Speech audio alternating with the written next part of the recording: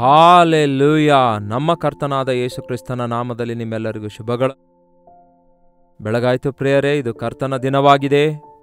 ಬನ್ನಿರಿ ದೇವರ ಆಲಯಕ್ಕೆ ಹೋಗೋಣ ಎಂಬುದಾಗಿ ಎಚ್ಚರಿಸುತ್ತಾ ಒಂದು ಚಿಕ್ಕ ವಾಕ್ಯ ಧ್ಯಾನವನ್ನು ಧ್ಯಾನಿಸಲು ಈ ಸಮಯವನ್ನು ನಾವು ಪ್ರತ್ಯೇಕಿಸಿಕೊಳ್ಳೋಣ.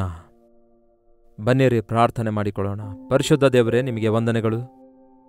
ನಾವು ಆರಾಧಿಸುವ ದೇವರು ಪುನರುತ್ಥಾನನು ಎಂದು, ಸಜೀವವುಳ್ಳಾತನು ಎಂದು ನಂಬಿ ಮೃತ್ಯುವನ್ನು ಜಯಿಸಿ ಎದ್ದು ಬಂದಾತನು ಎಂದು ಪ್ರತಿ ವಾರ ನಾವು ಜ್ಞಾಪಕ ಮಾಡಿಕೊಂಡು, ನಮಗೆ ಕಿವಿ ಕೊಟ್ಟ ದೇವರು ಕೇಳುತ್ತಾ ಇದ್ದಾರೆ ಎಂದು, ಕಣ್ಣು ಕೊಟ್ಟ ದೇವರು ನೋಡುತ್ತಾ ಇದ್ದಾರೆ ಎಂದು ನಂಬಿ ಮನಪೂರ್ವಕವಾಗಿ ನಿಮ್ಮನ್ನು ಆರಾಧಿಸಲು ಸಹಾಯ ಮಾಡಿರಿ ಎಂದು ಕ್ರಿಸ್ತನ ನಾಮದಲ್ಲಿ ಬೇಡುತ್ತೇನೆ ತಂದೆಯೇ, ಆಮೇನ್. ದೇವರಿಗೆ ಸ್ತೋತ್ರ. ದೇವರ ಮಹಾಕೃಪೆಯಿಂದ ಈ ಹೊಸ ವರ್ಷದ 2ನೇ ತಿಂಗಳಿನ 2ನೇ ಭಾನುವಾರಕ್ಕೆ ದೇವರ ಮಹಾಕೃಪೆಯಿಂದಲೇ ಪ್ರವೇಶಿಸಿದ್ದೇವೆ. ಈ ದಿನ ಕರ್ತನ ದಿನವಾಗಿದೆ, ಆರಾಧನೆಯ ದಿನವಾಗಿದೆ. ಮಾತ್ರವಲ್ಲ, ಅನೇಕ ಸಭೆಗಳಲ್ಲಿ ಮೊದಲ 2 ಭಾನುವಾರ ಕರ್ತನ ಮೇಜಿನ ಆರಾಧನೆ ಹಮ್ಮಿಕೊಳ್ಳುತ್ತಾರೆ. ಇನ್ನು ಕೆಲವೊಂದು ಸಭೆಗಳಲ್ಲಿ ಪ್ರತಿ ಭಾನುವಾರ ಕರ್ತನ ಮೇಜಿನಲ್ಲಿ ಪಾಲ್ಗೊಳ್ಳುತ್ತಾರೆ. ಮತ್ತೆ ಕೆಲವರಾದರೂ ವರ್ಷಕ್ಕೆ 1-2 ಸಾರಿ ಮಾತ್ರ ಪಾಲ್ಗೊಳ್ಳುತ್ತಾರೆ. ಹಾಗೆಯೇ ಆದಿ ಸಭೆಯಲ್ಲಿ ನೋಡುವಾಗ ಅನುದಿನವೂ ಅವರು ಮನೆಗಳಲ್ಲಿ ಕೂಡಿ ಬರುತ್ತಾ ರೊಟ್ಟಿ ಮುರಿಯುತ್ತಾ ಇದ್ರು ಎಂದು ಬೈಬಲ್ ಹೇಳ್ತದೆ. ಎಷ್ಟು ಸಾರಿ ಕರ್ತನ ಮೇಜಿನಲ್ಲಿ ಪಾಲ್ಗೊಳ್ತಿದ್ದೇವೆ ಎಂಬುದು ಮುಖ್ಯವಲ್ಲ, ಆದರೆ ಹೇಗೆ ಆಚರಿಸುತ್ತಿದ್ದೇವೆ ಎನ್ನುವುದು ಬಹಳ ಪ್ರಾಮುಖ್ಯವಾಗಿದೆ. As often as you can ಎಂಬುದಾಗಿ ಇಂಗ್ಲಿಷ್ ಬೈಬಲ್ನಲ್ಲಿದೆ. ಅಂದರೆ ನಿಮಗೆ ಸಾಧ್ಯವಾದಷ್ಟು ಸಾರಿ ಈ ರೊಟ್ಟಿ ಮುರಿಯುವುದರಲ್ಲಿ ನೀವೆಲ್ಲರೂ ನನ್ನನ್ನು ಜ್ಞಾಪಕ ಮಾಡಿಕೊಳ್ಳುವುದಕ್ಕಾಗಿ ಹೀಗೆ ಮಾಡಿರಿ ಎಂದು ಯೇಸು ಹೇಳುತ್ತಾರೆ. ಇದರಲ್ಲಿ ಮುಖ್ಯವಾದ ವಿಷಯವೇನೆಂದರೆ, ಇದೊಂದು ಆಚಾರವಲ್ಲ, ಇದೊಂದು ಪದ್ಧತಿಯಲ್ಲ. ರೊಟ್ಟಿ ದ್ರಾಕ್ಷರಸದಲ್ಲಿ ಪಾಲ್ಗೊಳ್ಳುವಾಗ ಯೇಸುವನ್ನು ಜ್ಞಾಪಕ ಮಾಡಿಕೊಳ್ಳಬೇಕು, ಆತನ ಪ್ರೀತಿಯನ್ನು ಜ್ಞಾಪಕ ಮಾಡಿಕೊಳ್ಳಬೇಕು, ಆತನ ಶಿಲುಬೆಯ ಯಜ್ಞವನ್ನು ಜ್ಞಾಪಕ ಮಾಡಿಕೊಳ್ಳಬೇಕು. ಆತನು ಪ್ರಾಯಶ್ಚಿತ್ತ ಯಜ್ಞವಾಗಿ ನಮಗಾಗಿ ಪ್ರಾಣ ಕೊಟ್ಟಿದ್ದಾನೆ ಎಂಬ ವಿಷಯವನ್ನು ಜ್ಞಾಪಕ ಮಾಡಿಕೊಳ್ಳಬೇಕು. ಆಲೋಚಿಸಲಾರದೆ ಮೇಜಿನಲ್ಲಿ ಪಾಲ್ಗೊಳ್ಳುವುದರಿಂದ, ರೊಟ್ಟಿ ದ್ರಾಕ್ಷರಸವನ್ನು ಸೇವಿಸುವುದರಿಂದ ಏನು ಪ್ರಯೋಜನ ಇರೋದಿಲ್ವಲ್ಲ? ನಮ್ಮ ಹೃದಯ ಸರಿಯಾಗಿರಲಾರದೆ ನಾವು ರೊಟ್ಟಿಯಲ್ಲಿ ದ್ರಾಕ್ಷರಸದಲ್ಲಿ ಒಂದು ವೇಳೆ ಪಾಲ್ಗೊಳ್ಳುವುದಾದರೆ ನಾವು ಅಪರಾಧಿಗಳಾಗುತ್ತೇವೆಂದು ಕೂಡ ಬೈಬಲ್ ಎಚ್ಚರಿಸುತ್ತದೆ. ಕೊರಿಂಥದವರಿಗೆ ಬರೆದ ಪತ್ರಿಕೆ 11ನೇ ಅಧ್ಯಾಯದಲ್ಲಿ ಹೇಳ್ತದೆ, ಈ ವಿಷಯವನ್ನು ನೀವು ದಯವಿಟ್ಟು ಅನುದಿನದ ಧ್ಯಾನದಲ್ಲಿ ಪೂರ್ತಿಯಾಗಿ ಈ ವಿಷಯ ವಿವರಿಸಲಿಕ್ಕೆ ಆಗೋದಿಲ್ಲವೇನೋ? ನೀವು ವೈಯಕ್ತಿಕವಾಗಿ ಓದಿ ಧ್ಯಾನಿಸಲು ನಿಮಗೆ ಎಷ್ಟೋ ಇದು ಪ್ರಯೋಜನಕರವಾಗಿರುತ್ತೆ. 1 ಕೊರಿಂಥದವರಿಗೆ ಬರೆದ ಪತ್ರಿಕೆ 11ನೇ ಅಧ್ಯಾಯ ಪೂರ್ತಿಯಾಗಿ ಓದಿ ಧ್ಯಾನ ಮಾಡಿರಿ. ಈಗ 17ನೇ ವಚನದಿಂದ ಓದುತ್ತೇನೆ, ಕೇಳ್ರಿ. ನೀವು ಕೂಡಿ ಬರುವಾಗೆಲ್ಲ, ಸಭೆಯಾಗಿ ಕೂಡಿ ಬರುವಾಗೆಲ್ಲ, ನೋಡಿ ಪ್ರಿಯರೇ, ನಾವು ಭಾನುವಾರ ಯೇಸು ಕ್ರಿಸ್ತನ ರಕ್ತದಲ್ಲಿ ತೊಳೆಯಲ್ಪಟ್ಟವರೆಲ್ಲರೂ, ದೀಕ್ಷಾಸ್ನಾನ ತೆಗೆದುಕೊಂಡವರೆಲ್ಲರೂ ಯೇಸುವಿನ ಕುಟುಂಬದ ವಾರಸುದಾರರಾಗಿದ್ದೇವೆ ಎಂಬ ನಂಬಿಕೆಯೊಂದಿಗೆ ಸಭೆಯಾಗಿ ಕೂಡಿ ಬರುತ್ತೇವೆ. ಹಾಗೆ ನಮ್ಮ ಕುಟುಂಬಗಳಲ್ಲಿಯೂ ಕೂಡ ಕೆಲವರು ಬರುತ್ತಾರೆ, ಕೆಲವರು ಅನ್ವೇಷಿಸುತ್ತಾ ಇದ್ದಾರೆ, ಕೆಲವರು ಇನ್ನೂ ಕಂಡುಕೊಳ್ತಿದ್ದಾರೆ, ಅವರಲ್ಲಿ ಚಿಕ್ಕ ಮಕ್ಕಳಿದ್ದಾರೆ. ವಾಟ್ ಎವರ್ ಇಟ್ ಈಸ್, ಮುಖ್ಯವಾಗಿ ಸಭೆ ಅಂದರೆ ಸಭೆಯಲ್ಲಿ ಕೂಡಿ ಬಂದವರೆಲ್ಲರೂ ಅಲ್ಲ, ಆದರೆ ಕ್ರಿಸ್ತೇಸುವಿನ ರಕ್ತದಿಂದ ತೊಳೆಯಲ್ಪಟ್ಟವರು, ಮುಖ್ಯವಾಗಿ ಯೇಸುವನ್ನು ಅಂಗೀಕರಿಸಿದವರಾಗಿದ್ದಾರೆ. ರೊಟ್ಟಿ ದ್ರಾಕ್ಷರಸದಲ್ಲಿ ಕಂಡವರೆಲ್ಲ ಪಾಲ್ಗೊಳ್ಳಲು ಅದೇನು ಒಂದು ರೀತಿಯಲ್ಲಿ ಪ್ರಸಾದವಲ್ಲ. ಕ್ರಿಸ್ತನ ರಕ್ತದಲ್ಲಿ ತೊಳೆಯಲ್ಪಟ್ಟಂಥವರು, ನನ್ನ ಯೇಸು ನನ್ನ ಸ್ಥಾನದಲ್ಲಿ ಮರಣ ಹೊಂದಿದ್ದಾರೆ, ನನಗಾಗಿ ತನ್ನ ರಕ್ತ ಸುರಿಸಿದ್ದಾರೆ ಎಂದು ನಂಬಿದಂಥವರು ಮಾತ್ರವೇ ರೊಟ್ಟಿಯಲ್ಲಿ ದ್ರಾಕ್ಷರಸದಲ್ಲಿ ಪಾಲ್ಗೊಳ್ಳುವವರಾಗಿರಬೇಕು. ಇದನ್ನು ಈ ದಿನ ಆಚಾರವಾಗಿ ಅನುಸರಿಸುತ್ತಾ ಇರುವುದರಿಂದ ಯಾವ ಪರಿವರ್ತನೆ ಬರ್ತಾ ಇಲ್ವಲ್ಲ? ಅಪರಾಧಿಗಳಾಗುತ್ತೇವೆ ಎಂಬ ಮಾತು ಕೂಡ ನೆರವೇರ್ತಾ ಇದೆ. ಅಷ್ಟಕ್ಕೂ ಆದಿ ಸಭೆಯಲ್ಲಿ ಏನೋ ಒಂದು ಸಣ್ಣ ರೊಟ್ಟಿ ತಿಂದು ಒಂದು ಸಣ್ಣ ಕಪ್ನಲ್ಲಿ ದ್ರಾಕ್ಷರಸವನ್ನು ಕುಡಿಯುತ್ತಾ ಇರಲಿಲ್ಲ. ಆದರೆ ಯೇಸುವನ್ನು ನಂಬಿದವರೆಲ್ಲರೂ ಏಕಮನಸ್ಸಿನಿಂದ ಕೂಡಿ ಪೂರ್ತಿಯಾಗಿ ಸಮೃದ್ಧಿಯಾಗಿ ಅವರು ಊಟ ಮಾಡ್ತಾ ಇದ್ರು, ಪಾನ ಮಾಡ್ತಾ ಇದ್ರು. ಆದರೆ ಅದು ಕಾಲಕ್ರಮೇಣವಾಗಿ ಹೇಗೆ ತಯಾರಾಯಿತು ಗೊತ್ತಾ? ಸಭೆಗೆ ಊಟ ಮಾಡಲು ಹೋಗುವುದಕ್ಕಾಗಿಯೇ ಅನೇಕರು ಸಿದ್ಧವಾಗ್ತಾ ಇದ್ರು. ಅಷ್ಟು ಮಾತ್ರವಲ್ಲ, ಪೈಪೋಟಿ ಮಾಡ್ತಾ ಇದ್ರು. ಮೊದಲು ಬಂದವರು ಮೊದಲು ಊಟ ಮಾಡಿ ಹೋಗ್ತಾ ಇದ್ರು, ನಂತರ ಬಂದವರಿಗೆ ಉಳಿಯುತ್ತಾ ಇರಲಿಲ್ಲ, ಗೊಂದಲವಾಗ್ತಾ ಇತ್ತು. ಅದಕ್ಕೆ ಪೌಲನಿಗೆ ಬಹಳ ವೇದನೆ ಉಂಟು ಮಾಡಿರುವ ವಿಷಯವೇನೆಂದರೆ, ನೀವು ಕೂಡಿ ಬರ್ತಾ ಇದ್ದೀರಿ, ಆದರೆ ನಿಮ್ಮೊಳಗೆ ನಿಮ್ಮ ಪರಿಸ್ಥಿತಿ ಸರಿಯಾಗಿಲ್ಲ. ನಿಮ್ಮೊಳಗೆ ಕಕ್ಷವಿದೆ, ನಿಮ್ಮೊಳಗೆ ದ್ವೇಷವಿದೆ, ನಿಮ್ಮೊಳಗೆ ವ್ಯತ್ಯಾಸಗಳಿವೆ. ಭಿನ್ನಾಭಿಪ್ರಾಯಗಳಿರೋದು ತಪ್ಪೇನಲ್ಲ. ಮನುಷ್ಯರು ಒಂದೇ ರೀತಿಯಾಗಿರೋದಿಲ್ಲ, ಎಲ್ಲರ ಅಭಿಪ್ರಾಯ ಒಂದೇ ಆಗಿರಲ್ಲ.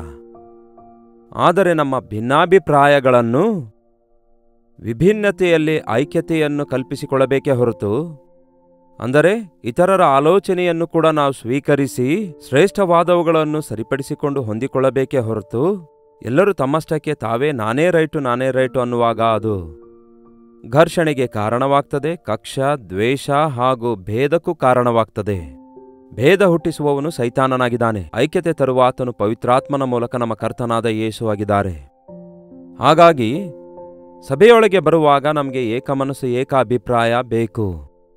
ಆ ಕಾಲದ ಸಭೆಯಲ್ಲಿ ಎಲ್ಲರೂ ಈ ರೀತಿಯಾಗಿ ಬರುವಾಗ ಕೆಲವರು ಮೊದಲು ಬಂದು ಊಟ ಮಾಡ್ತಾ ಇದ್ರು, ಮತ್ತೊಬ್ಬರು ನಂತರ ಬಂದಾಗ ಅವರಿಗೆ ಆಹಾರ ಇಲ್ಲದೆ ಇರುವಾಗ, ಇಲ್ಲವೇ VIPs ಅನ್ನುವಂತೆ ಕೆಲವೊಂದು ಪ್ರಮುಖ ಜನರಿಗೆ ವಿಶೇಷವಾಗಿ ಊಟ ಬಡಿಸಿ ಸಾಮಾನ್ಯರಿಗೆ ಅಲಕ್ಷ್ಯ ಮಾಡುವಾಗ, ಇನ್ನು ಲೋಕಕ್ಕೂ ದೇವರ ಸಭೆಗೂ ಏನು ವ್ಯತ್ಯಾಸ ಇರುತ್ತೆ? ದೇವರು ಲೋಕದೊಳಗಿಂದ ನಮ್ಮನ್ನು ಬೇರ್ಪಡಿಸಿ ಸಭೆಯೊಳಗಿಟ್ಟಿದ್ದಾರೆ. ಆದರೆ ಈ ದಿನ ನಡೆಯುತ್ತಿರುವುದೇನೆಂದರೆ, ಸೈತಾನನು ಲೋಕವನ್ನು ತಂದು ಸಭೆಯೊಳಗೆ ಇಡುತ್ತಿದ್ದಾನೆ. ಸಭೆಗಳಲ್ಲಿಯೂ ಕೂಡ ಭೇದಗಳು, ಪೈಪೋಟಿಗಳು, ಎಲೆಕ್ಷನ್ಸ್ಗಳು, ಅಯ್ಯಯ್ಯೋ ಕಾರ್ಯಕರ್ತರು, ಹಿರಿಯರು, ಪರಮಾಧಿಕಾರಿಗಳು ಎನ್ನುವಂತೆ ಲೋಕದ ಪದ್ಧತಿ ನಾವು ನೋಡುತ್ತೇವೆ. ಬಟ್ ದೇವರ ಆತ್ಮನಿಂದ ಅಭಿಷೇಕಿಸಲ್ಪಟ್ಟವರು ಏಕ ಮನಸ್ಸಿನೊಂದಿಗೆ ಸಮಭಾವ ಸಮಜೀವನದೊಂದಿಗೆ ಕೂಡಿ ಬರುವುದೇ ದೇವರ ಸಭೆಯಾಗಿರುತ್ತೆ. ದೇವರ ಸಭೆಗೆ ಹೋಗುವಾಗ ನೀವು ಎಂಥವರಾಗಿದ್ರೂ ಕೂಡ ದೇವರ ಸನ್ನಿಧಿಯಲ್ಲಿ ನಾವೆಲ್ಲರೂ ಸಮಾನವೇ ಆಗಿದ್ದೇವೆ. ವಿಕ್ಟೋರಿಯಾ ಮಹಾರಾಣಿ ಕರ್ತನ ಮೇಜು ತೆಗೆದುಕೊಳ್ಳಲು ಮೊಳಕಾಲೂರಿದಾಗ ಒಬ್ಬ ವೃದ್ಧಳು ಆಕೆಗೆ ಗೊತ್ತಾಗದೆ ಅವರ ಪಕ್ಕದಲ್ಲಿ ಬಂದು ಮೊಳಕಾಲೂರಿದಳಂತೆ. ಮುಂದಿನ ಸಾಲಿನಲ್ಲಿ ಬರುವುದಾದರೆ ದೇವರ ಸೇವಕರು ಆ ದಿನ ಬಂದು ರೊಟ್ಟಿ ಕೊಡ್ತಾ ಇದ್ರು. ತನ್ನ ಪಕ್ಕದಲ್ಲಿರುವವಳು ರಾಣಿ ಎಂದು ನೋಡಿ ಆ ವೃದ್ಧ ಸ್ತ್ರೀ ಎದ್ದು ಹೋಗುತ್ತಿರುವಾಗ ಆ ರಾಣಿ ಆಕೆಯ ಕೈ ಮೇಲೆ ತನ್ನ ಕೈಯನ್ನಿಟ್ಟು, ನಾನು ಸಿಂಹಾಸನದ ಮೇಲೆ ಕೂತುಕೊಳ್ಳುವಾಗ ರಾಣಿಯಾಗಿದ್ದೇನೆ, ಆದರೆ ದೇವರ ಸನ್ನಿಧಿಯಲ್ಲಿ ನೀನು ನಾನು ಒಂದೇ ಆಗಿದ್ದೇವೆ ಎಂದು ಹೇಳಿ ಆಕೆಯನ್ನು ಸುಮ್ಮನೆ ಕೂತ್ಕೊ ಅಂತ ಹೇಳಿದಳು. ಈ ವಿಷಯ ನಾವು ಯಾವತ್ತೂ ಮರೆಯಬಾರದು ಪ್ರಿಯರೇ. ಕರ್ತನ ಮೇಜಿನಲ್ಲಿ ನಾವು ಪಾಲ್ಗೊಳ್ಳುತ್ತಿರುವಾಗ ಒಂದೇ ರಕ್ತದಲ್ಲಿ ತೊಳೆಯಲ್ಪಟ್ಟವರು, ಒಂದೇ ರಾಜ್ಯಕ್ಕಾಗಿ ಸಿದ್ಧರಾಗುತ್ತಾ ಇರುವವರು ಆಗಿದ್ದೇವೆಂದು ಭಾವಿಸಿ ಈ ಲೋಕದ ಏರಿಳಿತಗಳನ್ನು ದೇವರ ಸಭೆಯೊಳಗೆ ತರಲಾರದೆ ದೇವರ ಮಕ್ಕಳಾಗಿ, ದೇವರ ಮಗುವಾಗಿ, ಆತನ ಸಾಕ್ಷಿಗಳಾಗಿ, ಏಕ ಮನಸ್ಸುಳ್ಳವರಾಗಿ ನಾವಿರಬೇಕೆಂಬುದನ್ನು ನಾವು ಗುರುತಿಸಬೇಕು. ಸಭೆಯೊಳಗೆ ಐಕ್ಯತೆ ಇಲ್ಲದಿದ್ದರೆ ಪರಿಶುದ್ಧಾತ್ಮನ ಕಾರ್ಯಗಳು ನಡೆಯುವುದಿಲ್ಲ. ಸಭೆಯೊಳಗೆ ಏಕ ಮನಸ್ಸಿಲ್ಲದಿದ್ದರೆ ದೇವರ ಸನ್ನಿಧಿಯನ್ನು ನಾವು ಅನುಭವಿಸುವುದಿಲ್ಲ. ಎಲ್ಲಿ ಇಬ್ಬರು ಮೂವರು ಒಂದೇ ಮನಸ್ಸಿನಿಂದ ಯಾವುದನ್ನು ಬಂಧಿಸುತ್ತಾರೋ ಅದು ಪರಲೋಕದಲ್ಲಿ ಬಂಧಿಸಲ್ಪಡುತ್ತೆ. ಎಷ್ಟೇ ಜನರು ಸೇರಿ ಬಂದರೂ ಕೂಡ ಏಕ ಮನಸ್ಸಿನಿಂದ ನಾವು ಪ್ರಾರ್ಥನೆ ಮಾಡದಿದ್ದರೆ ದೇವರ ಸನ್ನಿಧಿಗೆ ನಮ್ಮ ಪ್ರಾರ್ಥನೆ ಸೇರುವುದಿಲ್ಲ. ಪೌಲನು ಹೇಳ್ತಾನೆ, ದೇವರ ಸಭೆಯನ್ನು ಅಸಡ್ಡೆ ಮಾಡಿ ಏನೂ ಇಲ್ಲದವರನ್ನು ನಾಚಿಕೆ ಪಡಿಸುತ್ತೀರಾ? ನಾನು ನಿಮಗೇನು ಹೇಳಲಿ, ನಿಮ್ಮ ವಿಷಯದಲ್ಲಿ ಹೊಗಳಲೋ? ಹೊಗಳುವುದಿಲ್ಲ ಅನ್ನುತ್ತಾನೆ. ದೇವರ ಸಭೆಗೆ ಬಂದ ನಂತರವೂ ಕೂಡ ನೀವು ಬಡವರು ಧನಿಕರು ಎಂಬ ವ್ಯತ್ಯಾಸ ತೋರಿಸುತ್ತಾ ಇದ್ದೀರಲ್ಲವೇ? ಇದು ಸರಿಯಲ್ಲ. ಈ ವಿಷಯದಲ್ಲಿ ನಾನು ಮೆಚ್ಚುವುದಿಲ್ಲ ಎಂದು ಮುಲಾಜಿಲ್ಲದೆ ಹೇಳ್ತಿದ್ದಾನಲ್ಲವೇ? ಇಂಥ ಸೇವಕರು ಈ ದಿನ ಇದ್ರೆ ಎಷ್ಟು ಚೆನ್ನಾಗಿರುತ್ತೆ. ಒಬ್ಬನು ಬಂಗಾರದ ಉಂಗರ ಧರಿಸಿ ಬಂದರೆ ಅವನಿಗೆ ಪ್ರತ್ಯೇಕವಾದ ಸ್ಥಳ ಕೊಡುವುದು, ಬಡವನೇನಾದರೂ ಬಂದರೆ ನೀನು ಅಲ್ಲಿ ಹೋಗಿ ಕೂತ್ಕೋ ಅನ್ನುವುದು ಅದು ಸರಿಯಾದ ಪದ್ಧತಿ ಅಲ್ಲ ಎಂದು ಯಾಕೋಬ ಪತ್ರಿಕೆಯಲ್ಲಿ ಕೂಡ ಇದೆ. ಎಷ್ಟೋ ಜನ ಈ ದಿನ ದೇವರ ಸಭೆಗೆ ದೊಡ್ಡಸ್ತಿಕೆಗಾಗಿ ಹೋಗ್ತಿದ್ದಾರೆ, ಆಧಿಕ್ಯತೆಗಾಗಿ ಹೋಗ್ತಿದ್ದಾರೆ. ಸಭೆಯೊಳಗೆ ಇದ್ದಾಗಲೂ ಕೂಡ ಏನೇನೋ ಭೇದವನ್ನು ತೋರಿಸುತ್ತಾರೆ. ವಿಷಾದಕರವಾದ ವಿಷಯವೇನೆಂದರೆ ಕುಲಭೇದ, ವರ್ಗಭೇದ, ಧನವಂತರು, ಬಡವರು, ಅಧಿಕಾರಿಗಳು, ಸಾಮಾನ್ಯರು ಎಂಬ ವ್ಯತ್ಯಾಸ ಸಭೆಯೊಳಗೆ ತರಬಾರದು. ಅದಕ್ಕಾಗಿಯೇ ರೊಟ್ಟಿ ದ್ರಾಕ್ಷರಸದಲ್ಲಿ ಪಾಲ್ಗೊಳ್ಳುವಾಗ ನಾವೆಲ್ಲರೂ ದೇವರ ಮಕ್ಕಳಾಗಿರುತ್ತೇವೆ. ನಮ್ಮ ಮನೆಯಲ್ಲಿರುವ ಮಕ್ಕಳಲ್ಲಿ ಒಬ್ಬನು ಚೆನ್ನಾಗಿ ಓದುತ್ತಾನೆ, ಒಬ್ಬನು ಚೆನ್ನಾಗಿ ಓದುವುದಿಲ್ಲ, ಒಬ್ಬನು ಕುಳ್ಳನಾಗಿರ್ತಾನೆ, ಒಬ್ಬನು ಎತ್ತರವಾಗಿರ್ತಾನೆ, ಒಬ್ಬನು ದೊಡ್ಡ ಆಫೀಸರ್ ಆಗ್ತಾನೆ, ಮತ್ತೊಬ್ಬನು ಚಿಕ್ಕ ಉದ್ಯೋಗಿ ಆಗ್ತಾನೆ. ಆದರೂ ಅವರು ತಮ್ಮ ತಂದೆ ತಾಯಿಗಳಿಗೆ ಮಕ್ಕಳಾಗಿದ್ದಾರೆ. ಹಾಗೆಯೇ ನಾವು ದೇವರ ಮಕ್ಕಳಾಗಿದ್ದೇವೆ.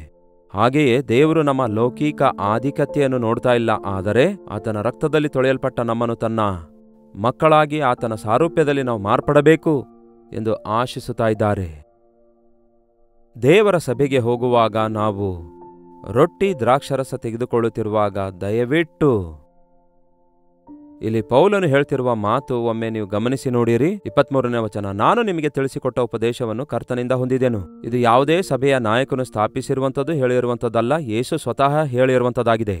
ಅದೇನೆಂದರೆ, ಕರ್ತನಾದ ಯೇಸು ತಾನು ಹಿಡಿದುಕೊಡಲ್ಪಟ್ಟ ರಾತ್ರಿಯಲ್ಲಿ ರೊಟ್ಟಿಯನ್ನು ತೆಗೆದುಕೊಂಡು ದೇವರ ಸ್ತೋತ್ರ ಮಾಡಿ ಅದನ್ನು ಮುರಿದು, ಇದು ನಿಮಗೋಸ್ಕರವಾಗಿರುವ ನನ್ನ ದೇಹ, ನನ್ನನ್ನು ನೆನೆಸಿಕೊಳ್ಳುವುದಕ್ಕೋಸ್ಕರ ಹೀಗೆ ಮಾಡಿರಿ ಅಂದನು. ಒಂದು ರೊಟ್ಟಿಯನ್ನು ತೆಗೆದುಕೊಂಡು ಅದನ್ನು ಮುರಿದು, ಇದು ನಿಮಗೋಸ್ಕರವಾಗಿರುವ ನನ್ನ ದೇಹ, ನನ್ನನ್ನು ಜ್ಞಾಪಕ ಮಾಡಿಕೊಳ್ಳುವುದಕ್ಕಾಗಿ ಹೀಗೆ ಮಾಡಿರಿ. ಯಾವ ರೀತಿಯಾಗಿ ಯೇಸು ಆ ಶಿಲುಬೆ ಮೇಲೆ ನಮಗೋಸ್ಕರ ಜಜ್ಜಲ್ಪಟ್ಟಿದ್ದಾರೆಂದು, ಯಾವ ರೀತಿಯಾಗಿ ಆತನು ಮುರಿಯಲ್ಪಟ್ಟನೆಂದು, ಯಾವ ರೀತಿ ಆತನು ನಮಗೋಸ್ಕರ ತನ್ನ ರಕ್ತ ಸುರಿಸಿದ್ದಾನೆಂದು, ದೇವರ ಕೋಪಾಗ್ನಿಯನ್ನು ಹೇಗೆ ತಾಳಿಕೊಂಡನೆಂದು, ನಮ್ಮ ಅಪರಾಧಗಳ ದೆಸೆಯಿಂದ ಆತನಿಗೆ ಗಾಯವಾಯಿತು, ನಮ್ಮ ದೋಷಗಳ ನಿಮಿತ್ತ ಆತನು ಜಜ್ಜಲ್ಪಟ್ಟನು, ಆತನ ಬಾಸುಂಡೆಗಳಿಂದ ನಮಗೆ ಸ್ವಸ್ಥತೆಯುಂಟಾಯಿತು ಎಂಬುದನ್ನು ನಾವು ಗುರುತಿಸಬೇಕಾಗಿದೆ. ಯೇಸು ಕ್ರಿಸ್ತನು ತನ್ನ ಶರೀರವನ್ನು ನಮಗೋಸ್ಕರ ಮುರಿದುಕೊಂಡರು, ನಮಗೋಸ್ಕರ ಜಜ್ಜಿಕೊಂಡರು. ಒಂದು ಗೋಧಿಯ ಕಾಳು ಭೂಮಿಯೊಳಗೆ ನೆಡಲ್ಪಟ್ಟಾಗ ಅದು ಸತ್ತು ಅದು ತಿರುಗಿ ಹೇಗೆ ಬದುಕುತ್ತದೋ, ಹೇಗೆ ಫಲಿಸುತ್ತದೋ, ಹಾಗೆಯೇ ನಮ್ಮ ಯೇಸು ಕೂಡ ಮರಣ ಹೊಂದಿ ಪುನರುತ್ಥಾನನಾಗಿದ್ದಾರೆ. ನನಗೋಸ್ಕರ ನನ್ನ ಸ್ಥಾನದಲ್ಲಿ ಆತನು ಮರಣ ಹೊಂದಿದ್ದಾನೆ ಎಂದು ಜ್ಞಾಪಕ ಮಾಡಿಕೊಳ್ಳುತ್ತಾ ಆತನ ಬಾಸುಂಡೆಗಳಿಂದ ನಮಗೆ ಗುಣವಾಯಿತು ಎಂದು ನಂಬುತ್ತಾ ಕೃತಜ್ಞತೆಯಿಂದ ಸ್ತುತಿಯಿಂದ ನಾವು ರೊಟ್ಟಿಯಲ್ಲಿ ಪಾಲ್ಗೊಳ್ಳಬೇಕು. ಊಟವಾದ ಮೇಲೆ ಆತನು ಅದೇ ರೀತಿಯಾಗಿ ಪಾತ್ರೆಯನ್ನು ತೆಗೆದುಕೊಂಡು, ಈ ಪಾತ್ರೆಯು ನನ್ನ ರಕ್ತದಿಂದ ಸ್ಥಾಪಿತವಾಗುವ ಹೊಸ ಒಡಂಬಡಿಕೆಯನ್ನು ಸೂಚಿಸುತ್ತದೆ, ನೀವಿದರಲ್ಲಿ ಪಾನ ಮಾಡುವಾಗೆಲ್ಲ ನನ್ನನ್ನು ನೆನೆಸಿಕೊಳ್ಳಿರಿ ಅನ್ನುತ್ತಾರೆ. ಆತನು ಪಾತ್ರೆಯನ್ನು ತೆಗೆದುಕೊಂಡು ಎತ್ತಿ, ಇದು ನಿಮಗೋಸ್ಕರ ಸುರಿಸಲ್ಪಟ್ಟಿರುವ ಹೊಸ ಒಡಂಬಡಿಕೆಯ ರಕ್ತ ಅನ್ನುತ್ತಾರೆ. ಹಳೆ ಒಡಂಬಡಿಕೆಯ ರಕ್ತ ಪಶುಗಳ ರಕ್ತ, ಪ್ರಾಣಿಗಳ ರಕ್ತ, ಬಲಿಗಳ ರಕ್ತವಾಗಿತ್ತು. ಆದರೆ ಹೊಸ ಒಡಂಬಡಿಕೆಯಲ್ಲಿ ನಿರ್ದೋಷವೂ ನಿಷ್ಕಳಂಕವೂ ಕುರಿಮರಿಯ ರಕ್ತವೋ ಎಂಬಂತೆ ಕ್ರಿಸ್ತನು ತನ್ನ ರಕ್ತದಿಂದಲೇ ನಮ್ಮನ್ನು ವಿಮೋಚಿಸಿದ್ದಾರೆ. ಕ್ರಿಸ್ತನ ರಕ್ತವು ಪ್ರತಿ ಪಾಪದಿಂದ ನಮ್ಮನ್ನು ವಿಮೋಚಿಸುವ ಹಾಗೆ ತನ್ನ ರಕ್ತವನ್ನು ನಮಗೋಸ್ಕರ ಸುರಿಸಿದ್ದಾರೆ. ಹಾಗಾಗಿ ಹೊಸ ಒಡಂಬಡಿಕೆಯಲ್ಲಿ ನಮ್ಮ ಯೇಸುವಿನ ರಕ್ತವು ನಮಗೋಸ್ಕರ ಸುರಿಸಲ್ಪಟ್ಟಿದೆ ಎಂಬ ಸಂಗತಿಯನ್ನು ಜ್ಞಾಪಕ ಮಾಡಿಕೊಂಡು ಆತನ ರಕ್ತದಿಂದ ನಾವು ವಿಮೋಚಿಸಲ್ಪಟ್ಟಿದ್ದೇವೆ ಎಂದು ನಂಬಿ ಎಷ್ಟೋ ಕುಗ್ಗಿದ ಕೃತಜ್ಞತೆಯ ಹೃದಯದೊಂದಿಗೆ ನಮ್ಮ ಪಾಪಗಳನ್ನು ಒಪ್ಪಿಕೊಳ್ಳುತ್ತಾ ಪಶ್ಚಾತ್ತಾಪದೊಂದಿಗೆ ಕೃತಜ್ಞತೆಯೊಂದಿಗೆ ಶಿಲುಬೆಯಲ್ಲಿ ಆತನು ಸುರಿಸಿದ ರಕ್ತಕ್ಕೆ ಗುರುತಾಗಿರುವಂತಹ ದ್ರಾಕ್ಷರಸವನ್ನು ನಾವು ಸೇವಿಸುವಾಗ ನಾವು ಪರಿಶುದ್ಧಪಡಿಸಲ್ಪಡುತ್ತೇವೆ. ಅದಕ್ಕಾಗಿಯೇ ಕರ್ತನ ಮೇಜಿನಲ್ಲಿ ಪಾಲ್ಗೊಳ್ಳಬೇಕು. ಅಷ್ಟೇ ಹೊರತು ಯಾವನಾದರೂ ಅಯೋಗ್ಯವಾಗಿ ಕರ್ತನ ರೊಟ್ಟಿಯನ್ನು ತಿಂದರೆ ಇಲ್ಲವೇ ಆತನ ಪಾತ್ರೆಯಲ್ಲಿ ಪಾನ ಮಾಡಿದರೆ ಅವನು ಕರ್ತನ ದೇಹಕ್ಕೂ ರಕ್ತಕ್ಕೂ ದ್ರೋಹ ಮಾಡಿದವನಾಗಿರುವನು. ಆದುದರಿಂದ ಪ್ರತಿ ಮನುಷ್ಯನು ತನ್ನನ್ನು ಪರೀಕ್ಷಿಸಿಕೊಂಡವನಾಗಿ ಆ ರೊಟ್ಟಿಯಲ್ಲಿ ತಕ್ಕೊಂಡು ತಿನ್ನಲಿ, ಆ ಪಾತ್ರೆಯಲ್ಲಿ ಕುಡಿಯಲಿ. ಯಾಕೆಂದರೆ ಕರ್ತನ ದೇಹವೆಂದು ವಿವೇಚಿಸದೆ ತಿಂದು ಕುಡಿಯುವವನು ಹಾಗೆ ತಿಂದು ಕುಡಿಯುವುದರಿಂದ ನ್ಯಾಯ ತೀರ್ಪಿಗೆ ಒಳಗಾಗುವನು. ಕರ್ತನ ಮೇಜಿನಲ್ಲಿ ಪಾಲ್ಗೊಳ್ಳುವಾಗ ತನ್ನನ್ನು ತಾನು ಪರೀಕ್ಷಿಸಿಕೊಳ್ಳಬೇಕು, ತನ್ನನ್ನು ತಾನು ಪರಿಶೀಲಿಸಿಕೊಳ್ಳಬೇಕು. ನಮ್ಮಲ್ಲಿ ದೋಷ ಇರುವಾಗ ಕುಡಿಯಬಾರದು, ತಿನ್ನಬಾರದು ಎಂದು ಹೇಳಲಿಲ್ಲ, ಕರ್ತನ ಮೇಜಿನಲ್ಲಿ ಪಾಲ್ಗೊಳ್ಳಬಾರದು ಎಂದು ಹೇಳಲಿಲ್ಲ. ಆದರೆ ಪರಿಶೀಲಿಸಿ ಪಶ್ಚಾತ್ತಾಪ ಪಡುವುದಾದರೆ, ನಮ್ಮ ಪಾಪ ಒಪ್ಪಿಕೊಳ್ಳುವುದಾದರೆ ಆತನು ತಕ್ಷಣವೇ ಕ್ಷಮಿಸುವುದರಿಂದ ಕರ್ತನ ಮೇಜಿನಲ್ಲಿ ಪಾಲ್ಗೊಳ್ಳುವುದಕ್ಕಿಂತ ಮುಂಚೆಯೇ ನಮ್ಮನ್ನು ನಾವು ಪರಿಶೀಲಿಸಿಕೊಂಡು ನಮ್ಮನ್ನು ನಾವು ಪರೀಕ್ಷಿಸಿಕೊಳ್ಳುವುದಾದರೆ ತೊಳೆಯಲ್ಪಡ್ತೇವೆ, ಕ್ಷಮಿಸಲ್ಪಡ್ತೇವೆ, ಪರಿಶುದ್ಧಗೊಳಿಸಲ್ಪಡ್ತೇವೆ. ಅದಕ್ಕೆ ಕರ್ತನ ಮೇಜಿನಲ್ಲಿ ಪಾಲ್ಗೊಳ್ಳುವಾಗ ನಾವು ಮತ್ತಷ್ಟು ಶುದ್ಧೀಕರಿಸಲ್ಪಡ್ತೇವೆ, ಯೇಸುವಿನ ಪ್ರೀತಿಗೆ ಪಾತ್ರರಾಗ್ತೇವೆ. ಅದಕ್ಕಾಗಿಯೇ ಅನಾಲೋಚಿತವಾಗಿ ಕರ್ತನ ಮೇಜಿನಲ್ಲಿ ಪಾಲ್ಗೊಳ್ಳದೆ, ಅಯ್ಯೋ ನಾನು ಸರಿಯಿಲ್ವಲ್ಲ ಎಂದು ಹೇಳಿ ಕರ್ತನ ಮೇಜಿನಲ್ಲಿ ಪಾಲ್ಗೊಳ್ಳಲಾರದೆ, ಇನ್ನೂ ದೀಕ್ಷಾಸ್ನಾನ ತೆಗೆದುಕೊಳ್ಳದಿದ್ದರೆ ದೀಕ್ಷಾಸ್ನಾನ ತೆಗೆದುಕೊಂಡು ಹೃದಯವನ್ನು ಪ್ರತಿ ಸಾರಿ ಪರಿಶೀಲಿಸಿಕೊಳ್ಳುತ್ತಾ ಕರ್ತನ ಸನ್ನಿಧಿಯಲ್ಲಿ ನಮ್ಮ ಹೃದಯವನ್ನು ಸರಿಪಡಿಸಿಕೊಳ್ಳುತ್ತಾ ಕೃತಜ್ಞತೆಯೊಂದಿಗೆ ಸ್ತುತಿಯೊಂದಿಗೆ ಕರ್ತನ ಮೇಜಿನಲ್ಲಿ ಪಾಲ್ಗೊಳ್ಳೋಣ. ಕ್ರಿಸ್ತನ ಸಾರೂಪ್ಯವುಳ್ಳವರಾಗಿ ಆತನ ಸಾಕ್ಷಿಗಳಾಗಿ ಜೀವಿಸೋಣ. ಪ್ರಾರ್ಥನೆ. ಪರಿಶುದ್ಧ ದೇವರೇ, ನಿಮಗೆ ವಂದನೆಗಳು. ನಾವು ಸಭೆಯಾಗಿ ಕೂಡಿ ಬರುವಷ್ಟು ಸಾರಿ ನಿಮ್ಮ ರೊಟ್ಟಿ ದ್ರಾಕ್ಷರಸದಲ್ಲಿ ಪಾಲ್ಗೊಳ್ಳುತ್ತಿರುವಾಗ ಕುಗ್ಗಿದ ಜಜ್ಜಿದ ಹೃದಯದೊಂದಿಗೆ ಪಶ್ಚಾತ್ತಾಪದೊಂದಿಗೆ ನಮ್ಮನ್ನು ಪರೀಕ್ಷಿಸಿಕೊಳ್ಳುತ್ತಾ, ನಮ್ಮ ಬಲಹೀನಗಳನ್ನು ಒಪ್ಪಿಕೊಳ್ಳುತ್ತಾ ನಿಮ್ಮ ರಕ್ತದಿಂದ ತೊಳೆಯಲ್ಪಡುತ್ತಾ ಪಾಲ್ಗೊಳ್ಳಲು ಸಹಾಯ ಮಾಡಿರಿ. ನನ್ನ ರೊಟ್ಟಿ ತಿಂದು ದ್ರಾಕ್ಷರಸ ಕುಡಿಯದವನು ನನಗೆ ಪಾತ್ರನಲ್ಲ ಎಂದು ಹೇಳಿದ್ದೀರಿ. ನಿಮ್ಮಲ್ಲಿ ಅನ್ಯೋನ್ಯವಾಗಿ ನಿಮ್ಮ ರಾಜ್ಯಕ್ಕೆ ವಾರಸುದಾರರಾಗಿರಲು ನಮ್ಮನ್ನು ರಕ್ತ ಕೊಟ್ಟು ಕೊಂಡುಕೊಂಡಿರೋದ್ರಿಂದ ನೀವು ಕೊಟ್ಟ ಈ ದೊಡ್ಡ ವಿಮೋಚನೆಗಾಗಿ ನಿಮ್ಮನ್ನು ಸ್ತುತಿಸುತ್ತೇವೆ. ಆತ್ಮದಿಂದಲೂ ಸತ್ಯದಿಂದಲೂ ಆರಾಧಿಸುತ್ತಾ ಈ ಲೋಕ ಬಿಡುವಾಗ ನಿತ್ಯ ನಿರಂತರಕ್ಕೂ ಪರಲೋಕದಲ್ಲಿ ನಿಮ್ಮೊಂದಿಗೆ ಜೀವಿಸುವ ಭಾಗ್ಯವನ್ನು ನಮ್ಮಲ್ಲಿ ಪ್ರತಿಯೊಬ್ಬರಿಗೂ ಅನುಗ್ರಹಿಸಿರಿ ಎಂದು ಕ್ರಿಸ್ತನ ನಾಮದಲ್ಲಿ ಬೇಡುತ್ತೇನೆ ತಂದೆಯೇ, ಆಮೇನ್. ತಂದೆಯಾದ ದೇವರ ಪ್ರೀತಿಯೂ ಮಗನಾಗಿರುವ ಕ್ರಿಸ್ತನ ಕೃಪೆಯೂ ಆದರಣೆಕರ್ತನಾದ ಪವಿತ್ರಾತ್ಮನ ಸಹವಾಸವು ಕೂಡಿ ಬಂದಿರುವ ನಮ್ಮೆಲ್ಲರ ಸಂಗಡ ಇಂದಿಗೂ ಸದಾಕಾಲಕ್ಕೂ ನೆಲೆಯಾಗಿರಲಿ. ಆಮೇನ್. ದೇವರಿಗೆ ಸ್ತೋತ್ರ. ನಿಮ್ಮ ಪ್ರಾರ್ಥನಾ ಮನವಿಗಳನ್ನು 8939731313 ನಂಬರ್ಗೆ ಹಾಗೂ ಹೊರದೇಶದಿಂದಲೂ ಸಹ ವೀಕ್ಷಿಸುವುದಾದರೆ ಇದೇ ನಂಬರಿಗೆ ಒಂದು ಟೆಕ್ಸ್ಟ್ ಇಲ್ಲವೇ ವಾಯ್ಸ್ ಮೆಸೇಜ್ ಕಳಿಸುತ್ತಲೇ ಇರಿ. ನಾವು ಪರಿಶೀಲಿಸಿ ನಿಮಗಾಗಿ ಪ್ರಾರ್ಥಿಸುತ್ತಿದ್ದೇವೆ. ಈ ದಿನ ಭಾನುವಾರವಲ್ಲವೋ ನಿಮ್ಮ ಸಭೆಗಳಿಗೆ ಹೋಗಿರಿ. ಆನ್ಲೈನ್ನಲ್ಲೇ ಪಾಲ್ಗೊಳ್ತೇವೆ ಅಂತ ಹೇಳಿ ಮನೆಯಲ್ಲಿರಬೇಡಿ. ದೇವರ ಸನ್ನಿಧಿಯನ್ನು ಅನುಭವಿಸಿರಿ. ಕರ್ತನ ಚಿತ್ತವಿರುವುದಾದರೆ ಮಧ್ಯಾಹ್ನ ಅಥವಾ ನಿಮಗೆ ಬಿಡು ಇರುವಾಗ ಈ ಲೈವ್ ಕಾರ್ಯಕ್ರಮ ನಂತರ ನೀವು ವೀಕ್ಷಿಸಿ ಕರ್ತನಲ್ಲಿ ಬಲಗೊಳ್ಳಿರಿ. ಅನೇಕರಿಗೆ ಸಂದೇಶ ಶೇರ್ ಮಾಡಿ, ಅವರಿಗೂ ಆಶೀರ್ವಾದಕರವಾಗಿರಿ. ಮತ್ತೆ ನಾಳೆ ಕರ್ತನ ಚಿತ್ತವಿರುವುದಾದರೆ ಇದೇ ಅನುದಿನದ ಧ್ಯಾನದಲ್ಲಿ ಮತ್ತೆ ಭೇಟಿಯಾಗೋಣ. ಅಲ್ಲಿವರೆಗೂ ದೇವರ ಮಹಾಕೃಪೆ ನಿಮ್ಮೆಲ್ಲರೊಂದಿಗಿರಲಿ.